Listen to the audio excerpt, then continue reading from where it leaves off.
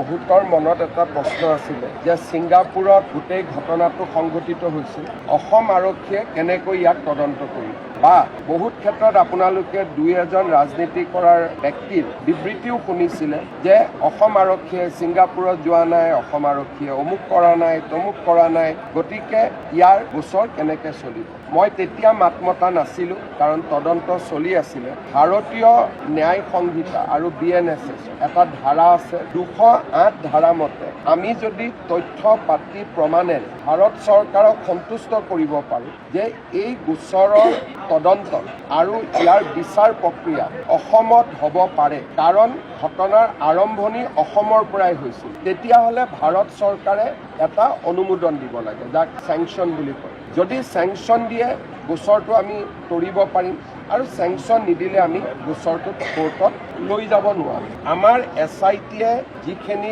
তথ্য পাতি ইতিমধ্যে সংগ্ৰহ কৰিলে, সেই তথ্য পাতিৰে আমি ভাৰত চৰকাৰক সন্তুষ্ট কৰিব পাৰিছোঁ যে এই গোচৰৰ বিচাৰ অসমত হ'ব লাগে, আৰু এই গোটেই ঘটনাৰ উৎস বা অৰিজিন ই অসমৰ পৰা আৰম্ভ হৈছে। ভাৰত চৰকাৰে আমাৰ কাগজ পত্ৰ যোৱা 7 দিন ধৰি পৰীক্ষা কৰিছে, আৰু গোটেই কাগজ পত্ৰ পৰীক্ষা কৰাৰ পিছত আজি ৰাতিপুৱা গৃহমন্ত্ৰী অমিত শ্বাহ ডাঙৰীয়াই নিজে ফাইলত চহী কৰি অনুমোদন জনাইছে, আৰু চেংচনৰ কপিও আমাৰ হাতত আহি পৰিছে। জুবিনৰ উপজা দিনটোতে ন্যায় দিয়াৰ এটা বহুত ডাঙৰ বিশাল পদক্ষেপত আমি সফল হ'ব পাৰিম।